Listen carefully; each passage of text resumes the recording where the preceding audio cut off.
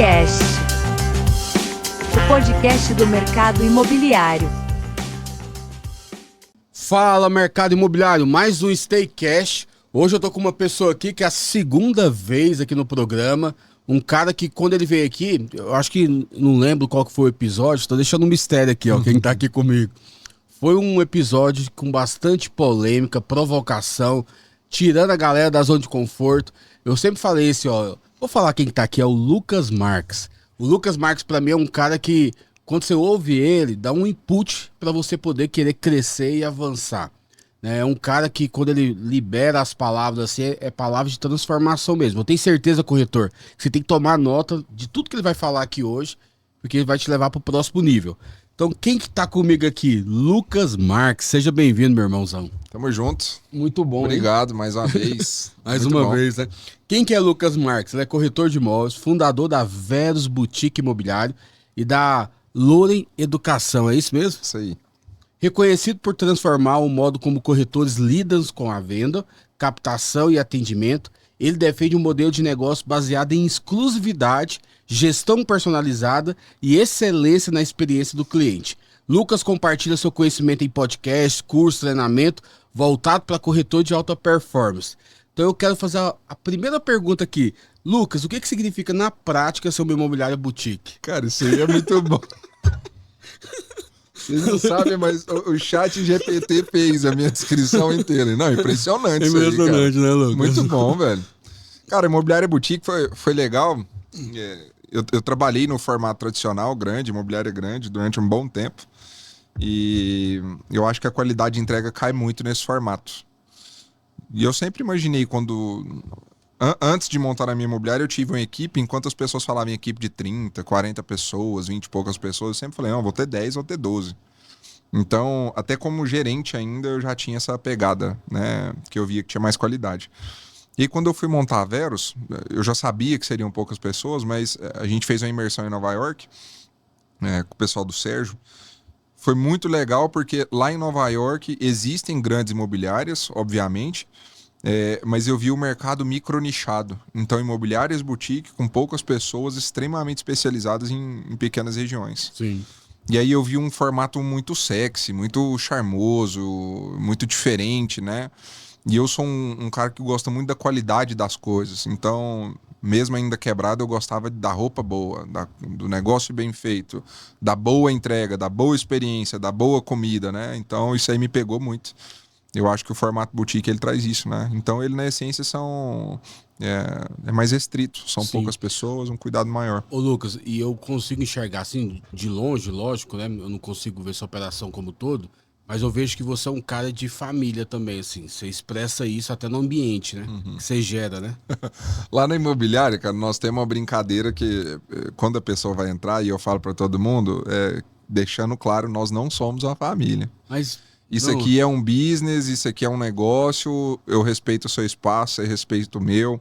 Eu falo coisas muito claras, eu não sou obrigado a te levar na minha casa, eu não sou obrigado a ir na sua festa, eu não sou obrigado a almoçar com você, eu não sou obrigado a ter nenhum tipo de relacionamento extra-trabalho com você. Esse é o discurso, né? Mas aí na prática a gente vê tudo isso acontecendo de maneira natural. orgânica. Eu acho que porque até a expectativa ela tá tão alinhada, então quando acontece naturalmente. Mas o que eu falo é o formato da imobiliária em si, porque ela é disruptível também, né? A forma como os móveis lá, né? Isso aí foi da imersão também. Quando eu tava fazendo o projeto da imobiliária era para ser uma imobiliária mais industrial, que tava muito nessa pegada das imobiliárias. Fazer algo moderno, industrial e tudo. E aí a gente foi na imobiliária lá em Nova York, eu acho que nem existe mais, chama New York Casas, né? Eu chamava New York Casas, eu acho que chama Leven agora. E aí, engraçado, conversei sobre isso agora no café. Quando você entra na imobiliária, a gente entrou, tinha uma antessala com piano de cauda, imóveis de casa. Aí você andava um pouquinho mais, tinha uma cozinha com a bancada gourmet e uma pessoa atendendo ali, parecendo uma varandona, né? Os corretores, né? A mesa de reunião, esse lugar ficava embaixo, escondido ali, onde os caras trabalhavam. E aí eu falei, putz, cara, eu quero que o meu escritório seja uma casa. Porque parando para pensar de maneira prática, para que serve o escritório, né, no final das contas? vai ser principalmente para a gente ter nossa equipe lá dentro. Então, cara, não quero que o meu corretor esteja num lugar pesado, num lugar que remeta realmente a algo denso, cansativo, né? O que é mais receptivo do que uma casa, velho? Não tem nada que é mais receptivo que uma casa.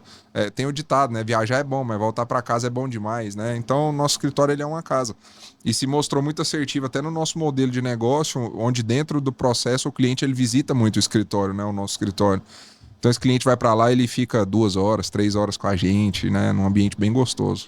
Lucas, por que você acredita que a captação exclusiva é um divisor de águas na vida de um corretor? Velho, vamos enxergar o corretor como empresário. Ele é uma empresa, basicamente isso. Não importa se ele está trabalhando na sua imobiliária, na minha, ou se ele tem uma imobiliária dele, ou se ele é o dono da imobiliária, enfim. Todo mundo é uma empresa nesse jogo. Se eu sou uma empresa, eu não sou obrigado a fazer nada. Eu tenho um poder de escolha de qual nicho atuar. Então eu posso montar uma loja que vende água, uma loja que vende sapato. Por que eu escolhi esse produto? Por que eu escolhi o digital? Sei lá, enfim. Por que eu escolhi a captação exclusiva? O corretor ele pode trabalhar com lançamento, ele pode trabalhar com condomínio horizontal, ele pode trabalhar com fazenda, ele tem 1 milhão de cenários para escolher. Beleza, e é o direito dele. Todos eles têm ônus e têm bônus.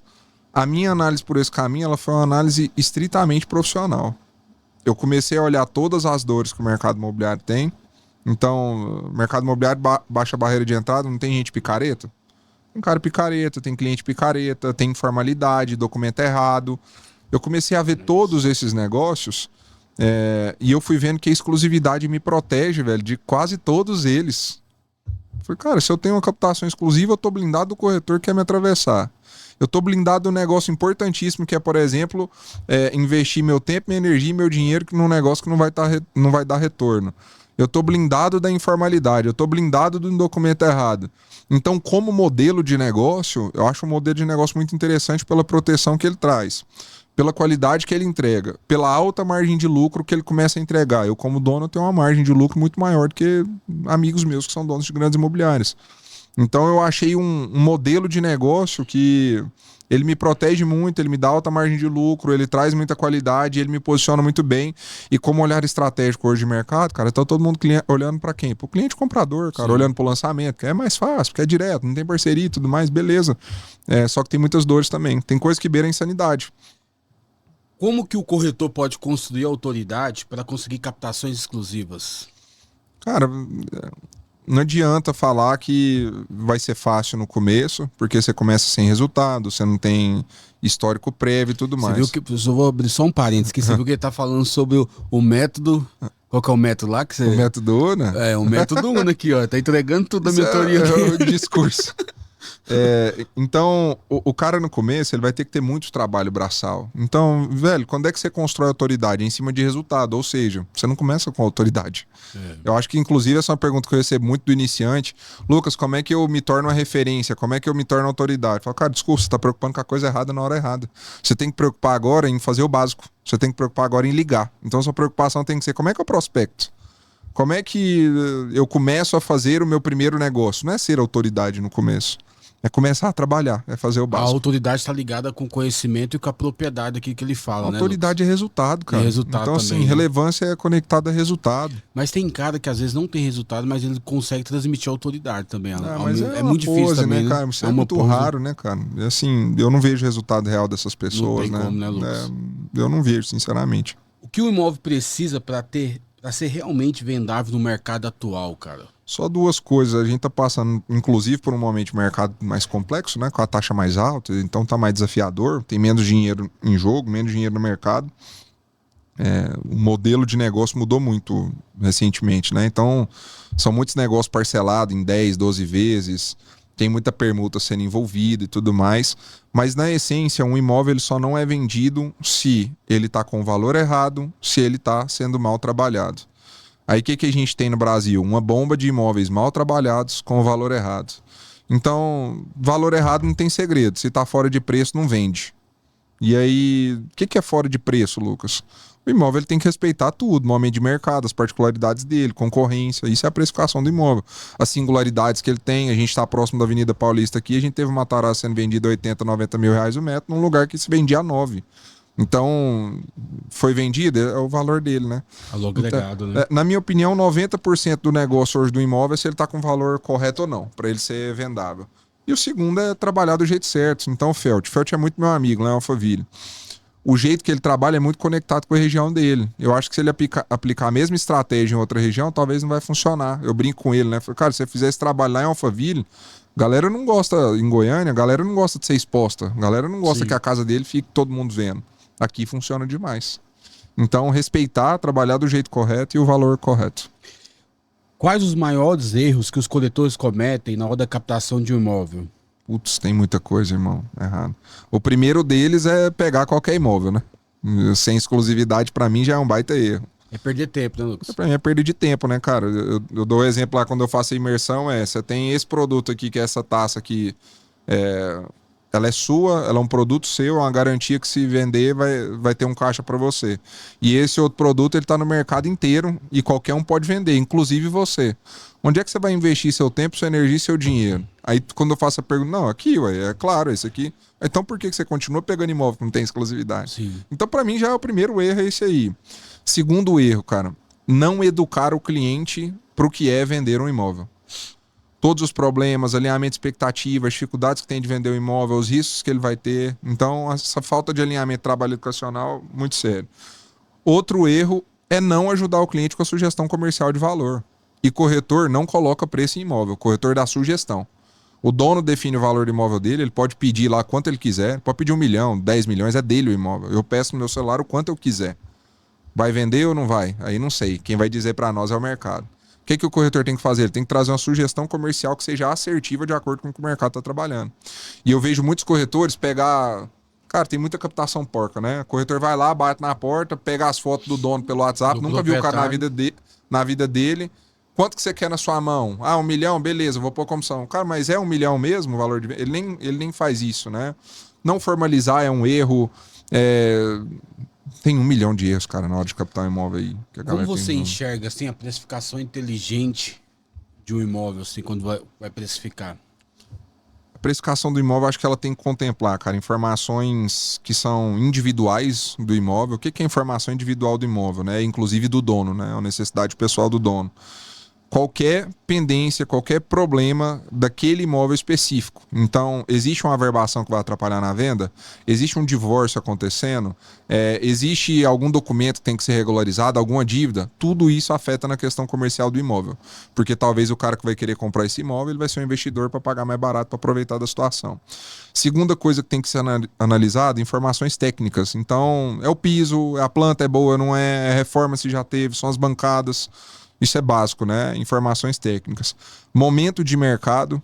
Então a gente vendeu imóvel recentemente que a pessoa comprou há 2 anos atrás por um valor que a gente sabe hoje que não é vendido pelo mesmo valor que ela pagou porque ela comprou mal. Não é problema nosso. Então tem que se entender momento de mercado também e a individualidade de cada dono. Então esses 4 itens aí que faz esse ponto. Você falou um negócio aí que eu acho que é a pergunta próxima aqui. O que o corretor deve fazer quando o cliente quer um valor irreal pelo imóvel, cara? O corretor não tem que fazer nada, né? Porque... Mas essa questão da educação que você falou, porque a educação, o corretor precisa transmitir para o cliente. O processo dele educar o cliente, explicar para ele quanto é a sugestão comercial correta, o corretor tem que fazer sempre, independente do imóvel e de quanto o cliente quer ou não. Porque esse é o trabalho do corretor de imóveis, assessorar a pessoa que está na frente dele. A gente não trabalha só para a comissão que vai entrar, não, é para o cara que está na minha frente para ajudar ele. Eu acho que essa tem que ser a essência do corretor. Eu vou te ajudar, independente do imóvel ficar comigo, não, do valor que você esperar ou não, eu vou te ajudar. Esse é o primeiro ponto. Então ele sempre deve dar a orientação. Eu acredito muito nisso. A orientação de valor tem que sempre passar. Fiz o trabalho educativo, mostrei tudo, comparativos do mercado, mostrei para ele como é que tá a situação, imóvel dele específico, cheguei à conclusão que o imóvel é 5 milhões. O cara quer 8. E você fez tudo da melhor maneira possível. Não, eu te entendo, Lucas, mas eu quero 8 milhões. Bacana, amigo. O imóvel é seu, você tem o direito de trabalhar do jeito que você quiser. Mas talvez eu não consiga te ajudar. Isso é, no mínimo, cara, boa índole, porque se eu não acredito no valor que você está querendo colocar no mercado, seria desrespeitoso com você eu trabalhar seu imóvel, porque eu falei na sua cara que eu não acredito que vai ser vendido por aquilo. E tem que saber fechar a porta, né, Lucas? O nosso modelo de negócio, do jeito que a gente trabalha, é muito mais sobre dizer não do que sim. Então você tem que dizer não, cara, para coisas que estão com a precificação errada. Ô Lucas, essa questão de despedir cliente. É Uhum. poucas imobiliárias, é poucos corretores que despedem. Cara, Que- isso é educacional, né? O corretor, ele entrou no mercado ensinado que volume vai proteger ele. E o volume me protege, liga para 200 mil pessoas, atende 200 mil pessoas, porque dentro do funil você vai achar um que vai ter resultado. Só que aí, dando um passo atrás, nosso mercado é um mercado sem garantias. Aí a gente vê um cara se matando e não conseguindo resultado nenhum. O que o mercado virou? Um triturador de corretor, velho. Triturador mesmo. Então, a cada 5 que entra, 4 saem do mercado. Será que não tem ninguém pôr na mão na consciência que o modelo que a galera tá fazendo não funciona? É ineficiente. E aí tem esse discurso do que? Não, é muito bom, paga muito bem, por isso que é difícil mesmo, vai ser normal a maioria não vender, é a lei do Pareto, eu amo que eles usam a lei do Pareto. Não, é normal a lei do Pareto, 20%, 80%. Eu não quero ter uma imobiliária que 80% tá fudido. Eu não quero ter uma imobiliária que 80% tá passando fome e não vende. Eu não quero. Você pode querer, eu não quero. Lucas, você já tentou metrificar e qualificar assim essa questão da curva de aprendizado? Quanto que demora para vender um imóvel quando ele é bem qualificado, quando ele é bem precificado, quando tem uma captação inteligente? Quanto tempo que você viu isso, o processo de venda do imóvel desse? Em 2022, quando era eu, equipe, só o Lucas, a média foi de 17 dias. O imóvel entrava 17 dias, isso, vendia mano. muito rápido. Em 2023, eu começo a ter equipe e o negócio subiu para 45 dias, 43 dias. Que para mim é o período ideal. Esse é o prazo ideal. Entre assinatura de contrato, preparar o imóvel e ir com ele à venda. Ano passado foram 76 dias. Lucas, e aí por que o aumento? Eu coloco dois motivos. Aumento do equipe, da minha equipe, porque aí é muita gente nova, tá treinando e tudo mais. E segundo, nós erramos a mão em precificação ano passado. Então, muitos imóveis, depois que eles entraram, eu tive que voltar lá e corrigir valor para ser vendido, porque senão não seria. Por isso que, uma das primeiras perguntas, como é que você chegou na conclusão que esse modelo de negócio é bom? Cara, em 2012 eu entrei na imobiliária que o discurso era, nós somos corretores que trabalham com foco no cliente, eu não trabalho produto. Então, o que o cliente vier, nós vamos entender e vender qualquer coisa do mercado. No meio do caminho, esse discurso da imobiliária se mudou porque ela focou em lançamento. E quem é focado em lançamento é focado em produto, não é em cliente, esquece. E não tem nada de errado, é porque não é possível você ter sucesso em lançamento sendo focado em cliente. Você tem que ser focado em produto. Você vai ter que ficar 2, 3 meses batendo naquele produto. Porque você está trabalhando, não tem como. Eu trabalho numa consultora, eu tenho que vender o produto daquela consultora. É simples assim. Aí, como é que foi nessa construção e chega nisso? Quando eu migro, eu entrei em 2012, aí eu migro para o mercado de terceiros em 2014, eu começo a trabalhar em terceiros, aí o que eu aprendi? Que era volume. Eu me sentia mal porque eu não conseguia entregar a melhor qualidade possível. Em 2014 eu entendo o seguinte, quem trabalha com terceiros é bom, é um consultor, cara. Agora eu entendo de certidão, eu consigo assessorar meu cliente. Mas o que eu preciso para ter resultado como empresa lá com terceiros? Eu preciso ter captação. Coloca a captação para dentro, irmão. Igual maluco. Batia nas portas dos prédios atrás e captava 10, 20, 30, 40 imóveis. Beleza. Terceiros, quem tem captação é rei. Mas ter muita captação mal feita, sem exclusividade, me desprotege. O porteiro vende o imóvel, eu investi meu tempo e minha energia, o cara vende direto, outro corretor vende, perdi tudo.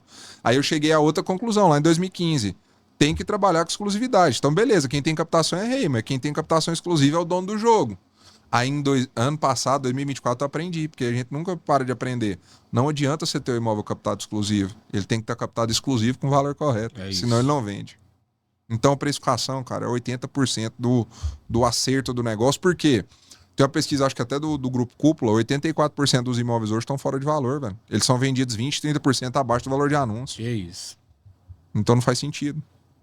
Como que você estrutura a jornada do cliente na Verus, do primeiro contato até a pós-venda? Eu sei que você é o cara dos processos. Você veio Sou da Prudente. da Prudente. Você criou muito processo, mano. Eu gosto muito, né? Facilita muito a vida, né, cara? Sim. Você ter processo claro, cara, mata a insegurança, né, velho? Aumenta a assertividade, mata o medo, porque eu sei o que é o próximo passo. Mas antes de mais nada, tem que se entender que a Verus é uma imobiliária 100% especializada em imóveis de terceiros no cliente vendedor. Então, tudo que é feito na Verus é pensando nesse cara que quer vender o imóvel dele. Então, E tudo, é né? diferente, né, cara? Do cliente vendedor, cara. É outro nicho, É cara. outro Você nicho. trabalha outro negócio, você sabe o quanto é diferente. Então, tudo feito na imobiliária é para isso. Então, qual que é o meu processo da maneira mais rasa possível aqui, porque isso é bem aprofundado. Encontrar um cliente vendedor Não importa de onde venha isso. Pode ser de uma indicação, pode ser de uma captação que eu já tenho, que alguém me procura, pode ser de uma prospecção direta de um telefone, que os meninos fazem demais. Enfim, encontrei um vendedor. Eu tenho uma primeira etapa do processo, que é ir até o imóvel desse cara com ele. Então ele chega, eu vou no imóvel dele com ele, para conhecer o imóvel. Eu trago ele para um segundo momento, onde eu faço todo o trabalho educacional, despertar necessidades, explicar meu formato de trabalho, trazer sugestão de valor, elevar a consciência dele que ele precisa deixar o imóvel exclusivo. É nesse momento que eu busco assinar o contrato com ele de gestão. Assinei o contrato de gestão, o imóvel entra para uma esteira de estratégia de venda. Tem algumas perguntas prontas ali que você faz ali do processo que você vai conseguir extrair tudo? Pergunta pronta não, mas uma pergunta base sim, que começa toda a conversa no primeiro dia: qual que é o motivo que você está vendendo seu imóvel? Essa pergunta destrincha tudo. Desarma tudo. É porque eu conecto primeiro, eu pergunto: vamos lá, Gerson, me conta então, cara, por que você está querendo vender aqui? O que o cara quer fazer daqui para frente muda todo o resto da condução. Então, velho, eu tô divorciando, Lucas, é outra conversa. Sim. Eu até brinco muitas vezes. Aí quando tá divorciando, você chama a esposa também pra conversar? Eu alinho a expectativa. Eu falo: ô Jefferson, alinho a expectativa com você. Primeira coisa pra você saber, tudo que a gente conversa aqui é 100% confidencial, então quero que você fique tranquilo em relação à nossa conversa. Segundo ponto: como é que tá a comunicação entre você e sua ex-esposa? Tá sendo só via jurídica? É você com ela? Não, nós estamos falando, tá tranquilo. Ó, seguinte, Jefferson, eu preciso conversar com ela também. É isso. Por que quando o casal tá divorciando, eles gostam de fazer? O homem tem o corretor que ele quer deixar e a mulher quer deixar outro corretor. Não funciona, mano. E às vezes um quer um preço e o outro quer outro preço. Aí esse é outro ponto já. O imóvel de quem está se divorciando, não existe valor de divulgação e valor de venda. A conversa é direta. Ó, o valor estipulado aqui de venda é esse. Não tem desconto, não tem conversa. Você gostou? É isso, porque os dois já se planejaram para esse negócio. Então, não, eu tô vendendo, Lucas, porque eu quero ir para um maior, porque eu quero ir para um menor, porque eu tô apertado financeiramente, porque eu tô indo embora do país. Essa pergunta conduz todo o resto. Desarma tudo. As coisas bases do meu processo estão principalmente na segunda etapa, que é: a primeira coisa que eu faço é trabalho educacional, despertar de necessidades e depois eu formalizo. Aí isso aí ali é a mesma base, a essência. Você sabe por que eu te perguntei isso, Lucas? Porque eu sei, cara, que você, além dos processos que você cria, mano, você tem essa questão de método, assim, e você é um cara que é educador do mercado imobiliário. É replicável hoje, cara?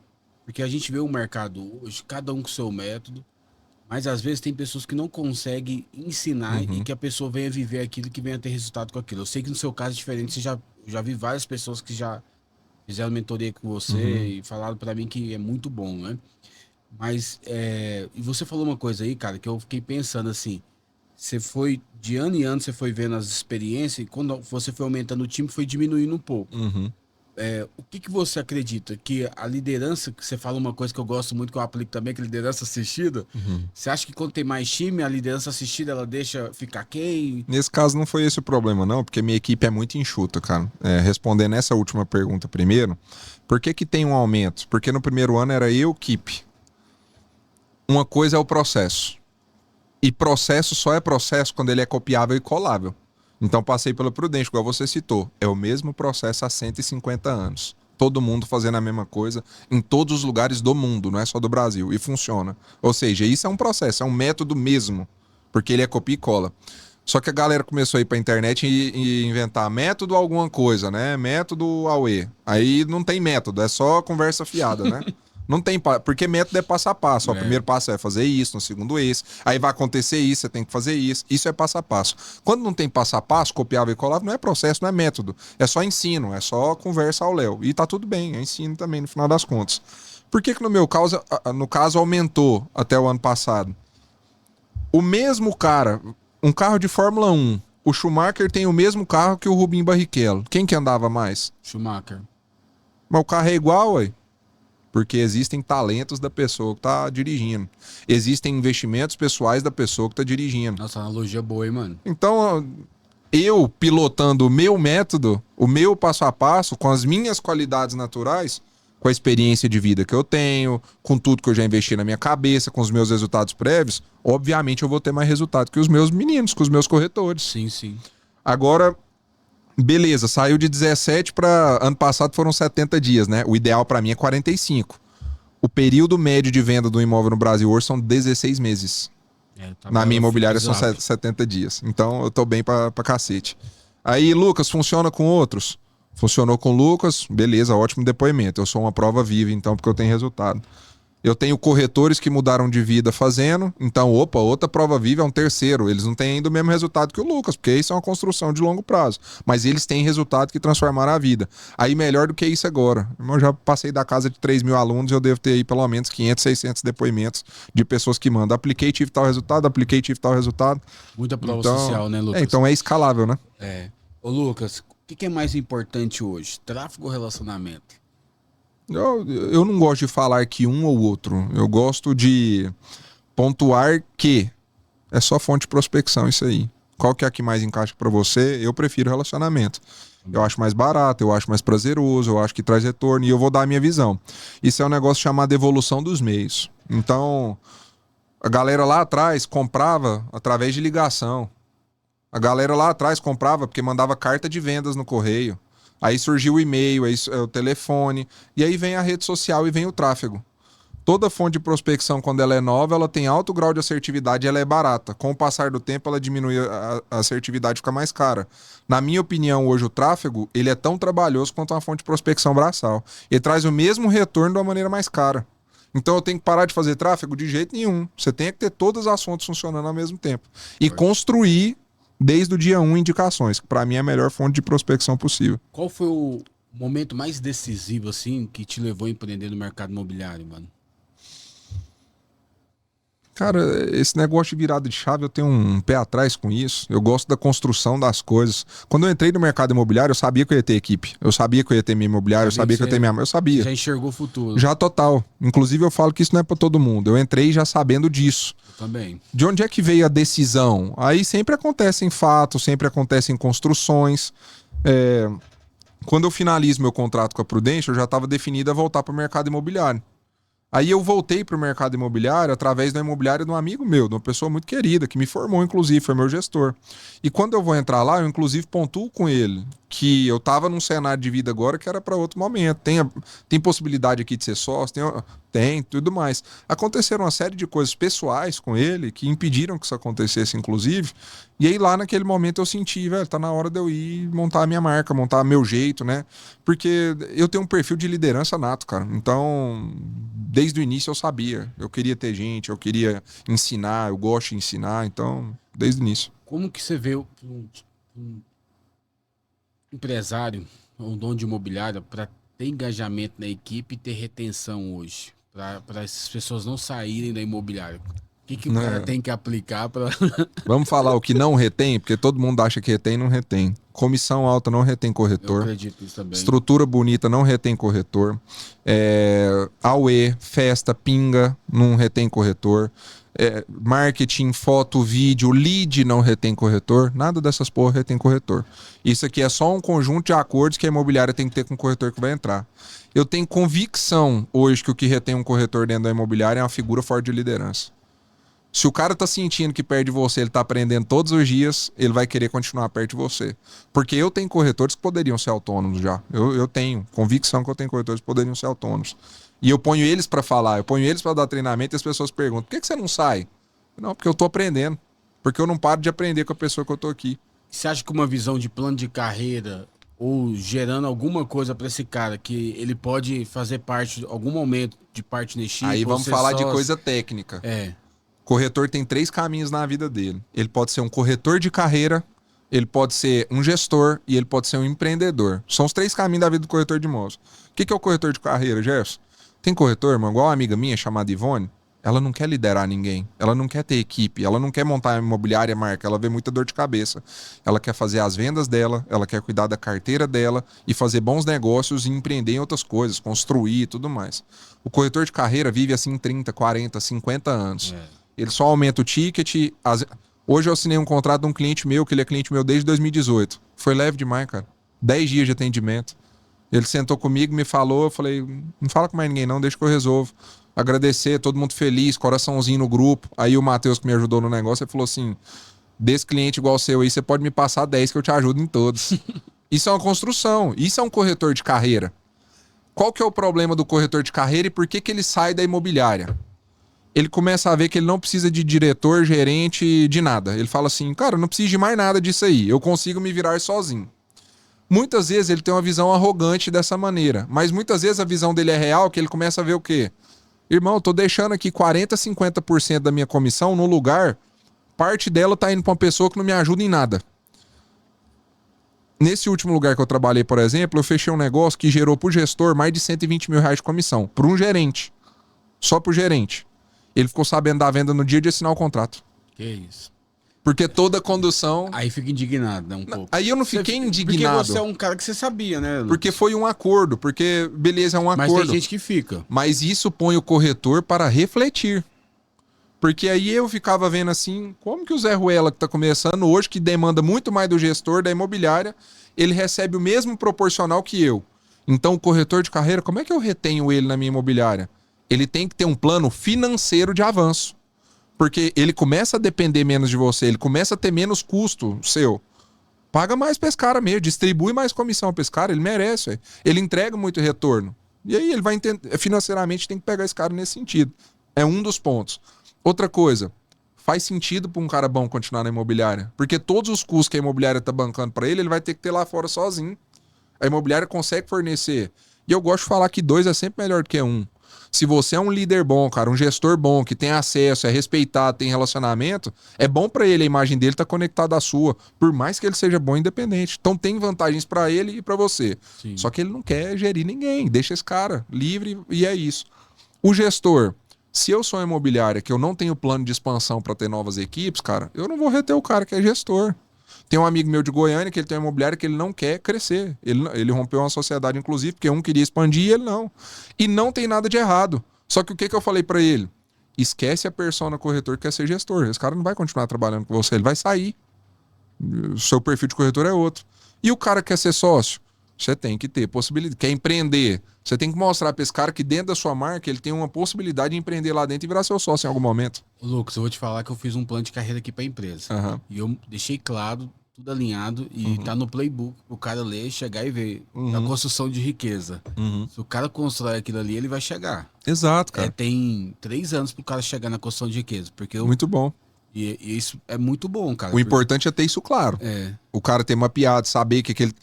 Ele tem que saber onde ele consegue chegar e o que ele tem que fazer para chegar, porque aí, velho, é 100% meritocrático. Sim. Aí é maravilhoso. O grande problema é que o povo não alinha essas expectativas, não é hierárquico. É muito o amiguinho. Vamos subir o amiguinho, porque ele é o amiguinho, não é pelo resultado em si.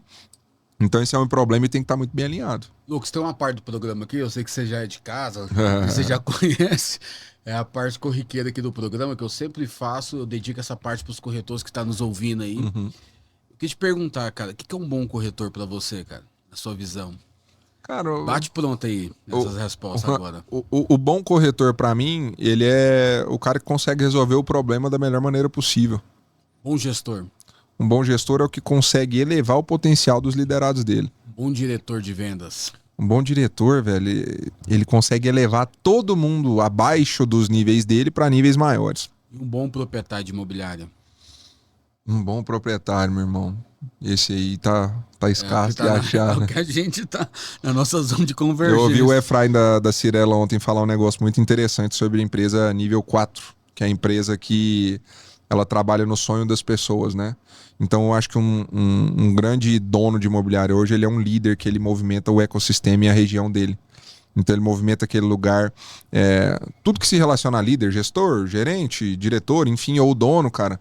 O grande propósito daquele cara ali, materialmente falando, é evoluir a vida das pessoas que estão trabalhando com ele. Se ele tá realizando isso, pra mim, esse é um cara de sucesso, de verdade. Agora você pode se linchar mais um pouco. Quem que é o Lucas Marques? Não é o que você faz, mas de fato, quem que é o Lucas Marques? Pô, cara...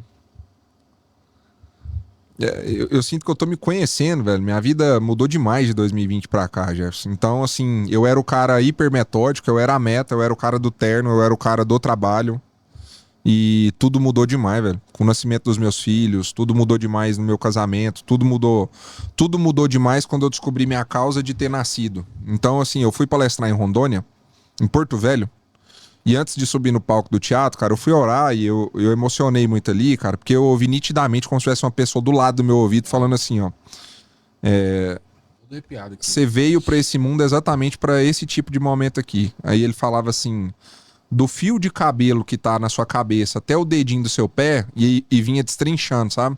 Sua testa, seu nariz, seu queixo, seu braço, sua mão, suas pernas, seus pés. tudo isso eu desenhei pra você fazer exatamente isso aqui. Que isso, mano. Que Então, forte. a partir desse dia, cara, parece que eu descobri meu chamado na Terra, sabe? Plenitude, né, Lucas? Eu sou esse cara. Esse aí. Forte, hein, mano? E eu ando me importando zero com todo o resto. Tem sido até complexo pra mim. Eu acho que você tá numa essência diferente. A última É. vez que você veio aqui, você tá mais... Ô, Lucas, agora eu queria te perguntar, cara, porque as pessoas olham pra você assim, cara, você é um cara de network, você é um cara que sempre tá bem relacionado com pessoas, né, palestrando no Brasil afora, mas ninguém sabe como que você começou. Eu sei que você já me contou, mano. Mas qual que foi o pior momento do Lucas no mercado imobiliário, assim? Porque é esses momentos que geram mais resiliência que a gente aprende, né, mano? Cara, Ou não, né? Tem gente que não aprende, né? Tem gente que tá tem gente que todo vai largado. batendo cabeça, né? É.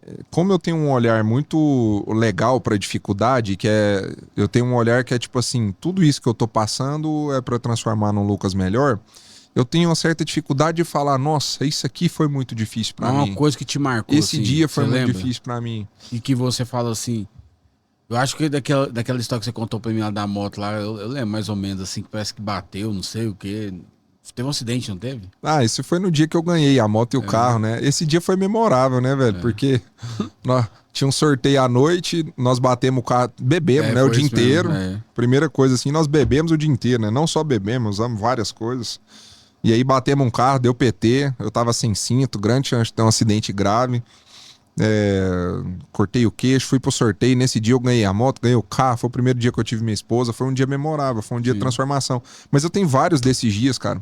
Por exemplo, esse carro que eu ganhei nesse sorteio, eu ganhei ele dividindo com um amigo meu, o Vitor. E aí eu comprei a parte dele. Isso seria meu primeiro carro.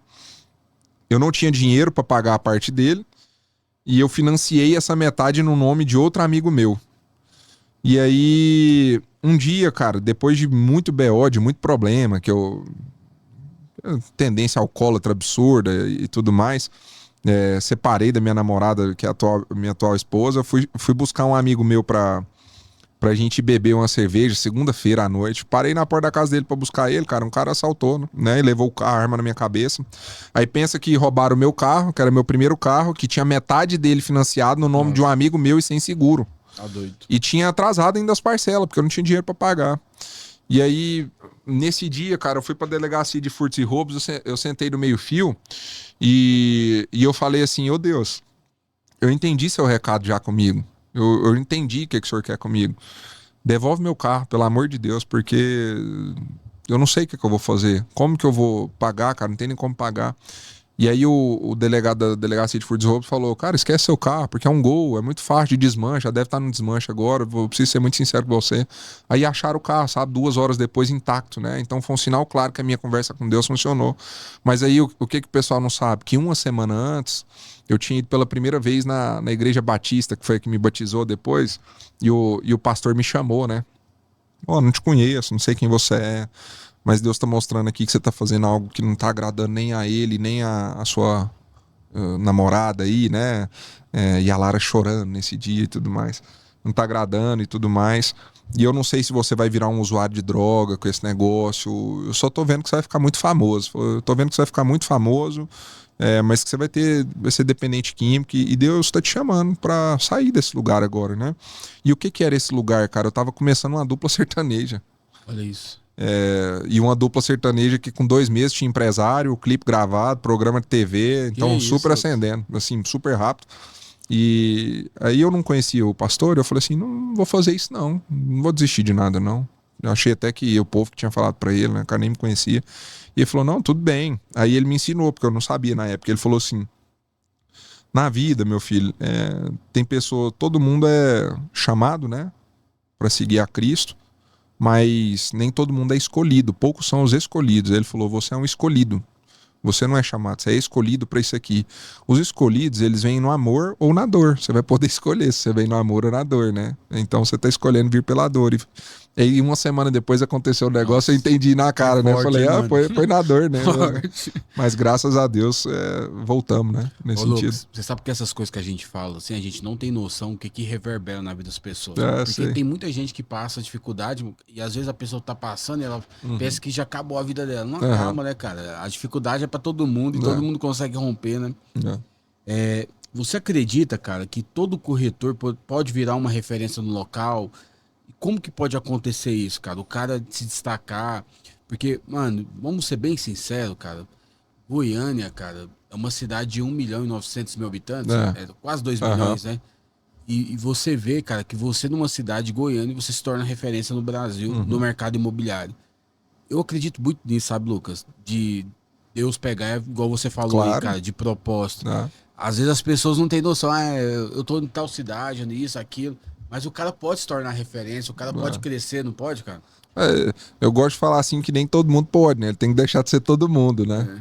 Cara, a gente tem talentos naturais, coisas que a gente nasce com aquilo.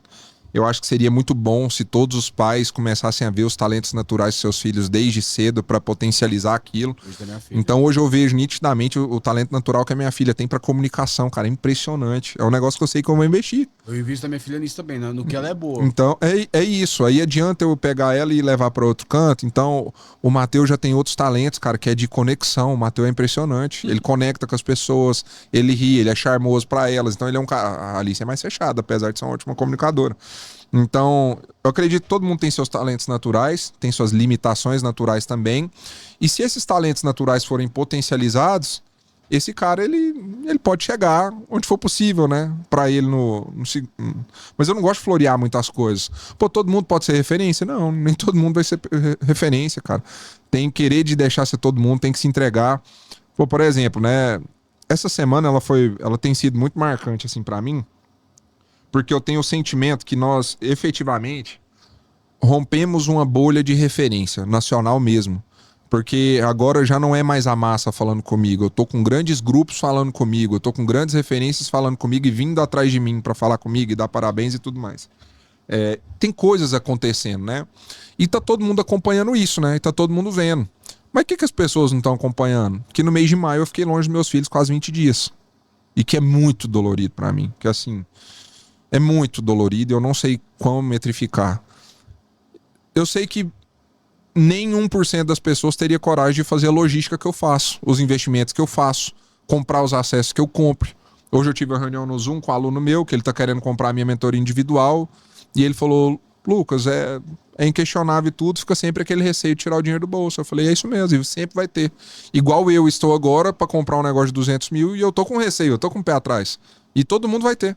Então, essas atitudes de coragem, eu acho que elas são maiores do que os talentos naturais, maiores do que os dons, maiores do que as atitudes de coragem para fazer algumas coisas que ninguém tá esperando, meu irmão, aqui é pancada. Que é o desbravador, né? É igual você fazer isso aqui, cara, nós estamos aqui, esses microfones é 2 mil cada um, a estrutura é cara todo mês, suas câmeras devem ser 8, 10 mil reais cada um, ou mais do que isso, em light. É caro fazer isso aqui. Você montou isso aqui e você falou assim, eu vou conseguir trazer todo mundo igual você trouxe? Você arriscou e você trouxe todo mundo e tá vindo.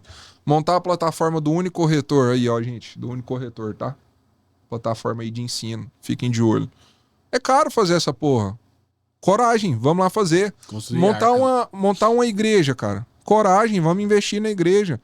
Então, são essas atitudes de coragem que separam as pessoas, véio. O qualquer um da referência, o que tá conhecido, o que tá em evidência do que tá assumindo. Fez pouco... Fazer pouco, ser tímido, não ter coragem, não anda de carro importado. Não viaja para lugar bom, não usa relógio bom. Ser desse jeito não traz. Ter a coragem, dá acesso a outras coisas. Eu gosto do Lucas que ele é realista, né? Bate a real, não esconde. Quais as ferramentas ou rotinas que você usa na gestão da vendas que faz a diferença?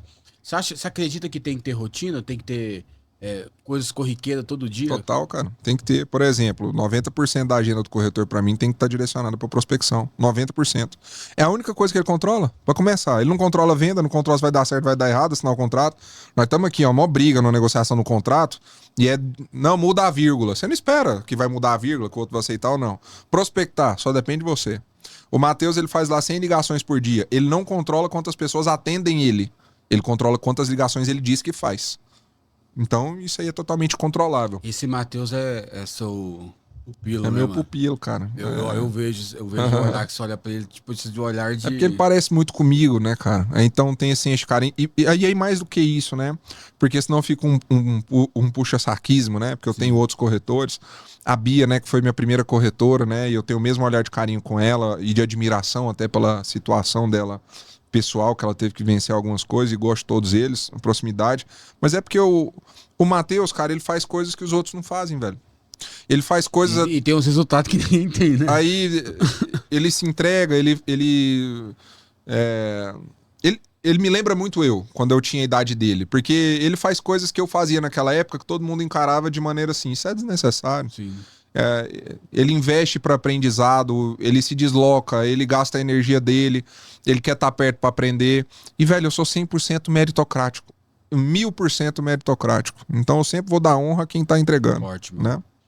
O que é um modelo de negócio que traz recorrência, segurança e fidelidade? Como você ensina nos seus cursos? Captação exclusiva, cara. Captação exclusiva. Eu nunca prometi para corretor, por exemplo, vender todos os meses. Qual que é a experiência que a gente tem desde o início da Verus? Meus corretores vendem praticamente todos os meses se tem captação exclusiva com valor correto. Previsibilidade. Se eu tenho um imóvel captado com valor correto, eu sei que ele vai ser vendido. É igual um cheque pré-datado. Captação exclusiva. Proteção, garantia de revenda, venda recorrente, comissão praticamente todos os meses. Cara, é o melhor business para mim. Em tempo de tecnologia e IA, qual é o diferencial humano que ainda faz vender? Se preocupar com o cliente na essência. Máquina não preocupa com gente. Gente preocupa com gente. Qual foi o maior desafio que você enfrentou na construção da Vedus? Cara, eu sozinho, né? Foi muito investimento, né? Eu dei um passo muito grande. Até para mim, que tinha muito resultado. Quando você vai montar um negócio, é muito dinheiro seu que vai embora e afeta na sua agenda. Então, eu já não conseguia mais dar a mesma atenção de produção e tava indo um monte de dinheiro. Então, com certeza financeiro. Até por não ter sócio. Lucas, vai ser a última pergunta agora, mas eu quero que você depois deixe uma consideração final, cara.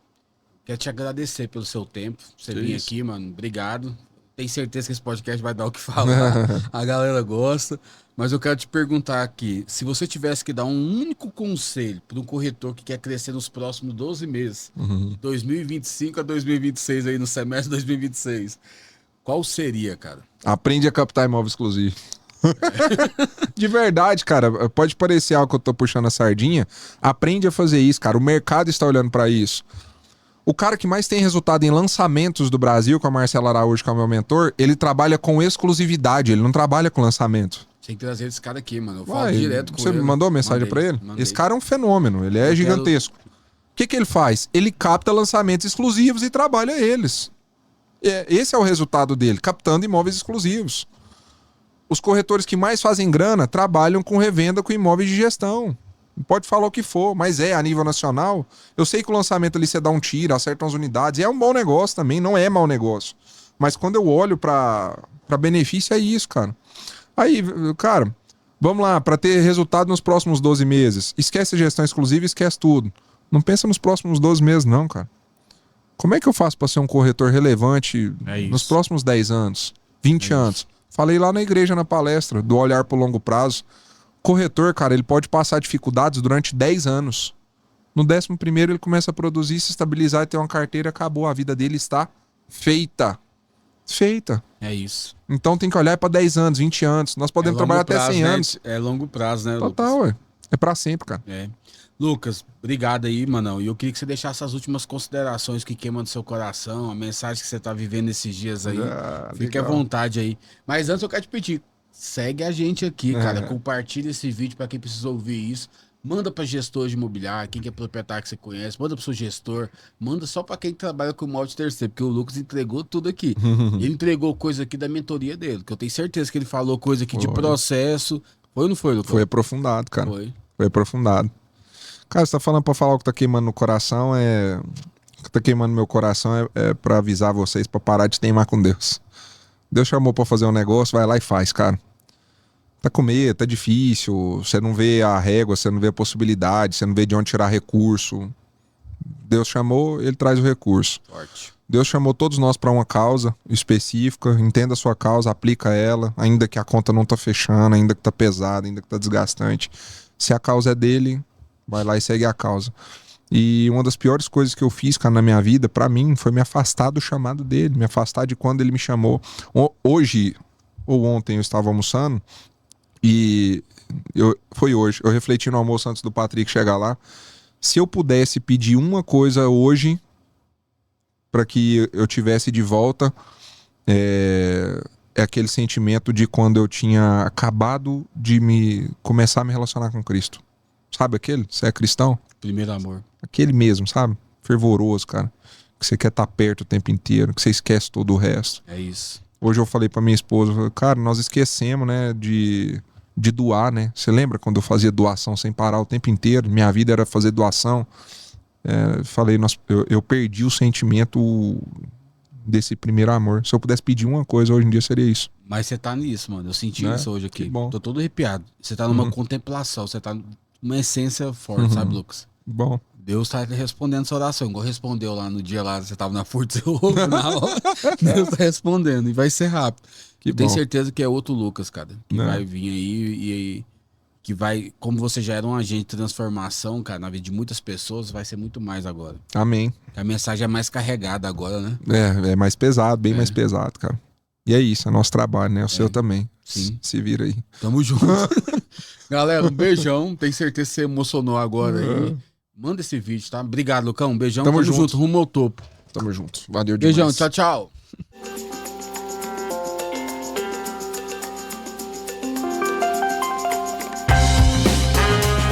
Stay Cash, o podcast do mercado imobiliário.